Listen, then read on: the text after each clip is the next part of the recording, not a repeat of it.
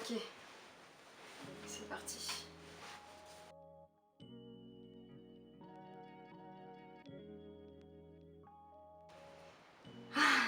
Bon, j'étais pas du tout préparée pour commencer ce projet aujourd'hui. Mais en fait, ça fait très longtemps que j'ai envie de le faire, de le commencer. C'est l'envie de commencer à parler de l'immigration, de ce que je vis là maintenant tous les jours. Parce que ça conditionne un peu ma vie, ça la détermine même. Je suis sûre qu'il y a beaucoup de gens qui ont le besoin d'en parler, comme moi.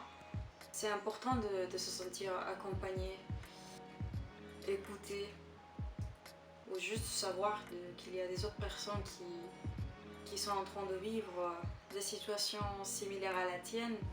Ça fait déjà bien. Tu te sens pas toute seule, tu te sens pas bizarre, tu te sens pas si différent que ça. Parce que même si être unique, différent, a ses avantages, c'est super fatigant. C'est fatigant parce que il faut s'adapter. Il faut s'adapter. Je veux pas dire que, par exemple dans mon cas, moi je ne veux pas devenir française. Pas du tout, c'est pas mon but. Je le serai jamais, je le sais et ça me va. Mais c'est juste que parfois, au moins dans mon expérience à moi,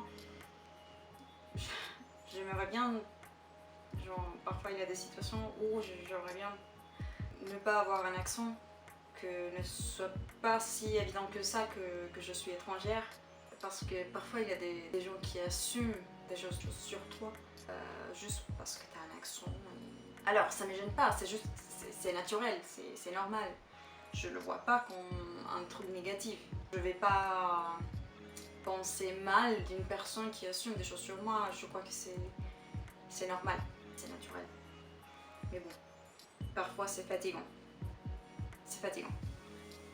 Et alors, pourquoi moi j'avais le besoin de parler de ça? Bon, déjà, parce que je suis sûre qu'il y a d'autres gens qui ont besoin aussi de partager nos expériences. Et parfois, pourquoi pas partager des choses qui nous font mal.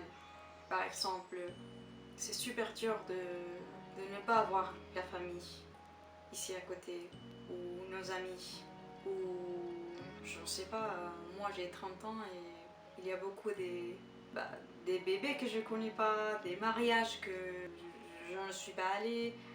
Là maintenant, je viens de recevoir un message d'une pote à moi, une pote très proche à moi, qui vient de me dire que sa maman elle est super malade. Et moi, je peux pas être là à côté d'elle pour la soutenir.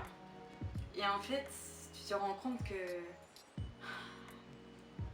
toutes tes relations proches sont devenues des relations virtuelles. Et ça suffit pas. Et ça suffit pas. Et parfois, t'as juste pas envie de faire de nouveaux amis. T'as juste envie d'avoir tes amis facilement. Mais c'est pas possible. Et par exemple, ça, c'est des choses que moi, au moins, ça me fait super mal. Mais alors, c'était ma décision de venir ici. Moi, j'ai eu mes raisons pour venir ici. Et voilà. En fait, moi, tous les jours, je me demande, je me pose la question si ça vaut la peine d'être ici. Jusqu'à maintenant, je crois que ça vaut la peine, encore.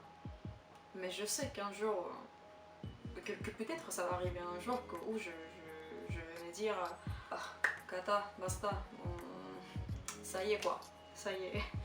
Parce que le sacrifice d'être loin, c'est trop grand, c'est trop. Il faut vraiment avoir un objectif en tête ou des rêves pour prendre la décision de partir de chez soi. Bah voilà.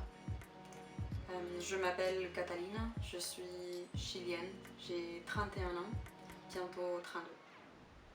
Comme je vous ai dit tout à l'heure, ça fait très longtemps que j'avais envie de commencer ces projets.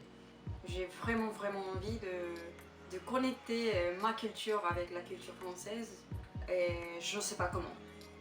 Peut-être ça, c'est le premier pas. On verra. Et bah voilà.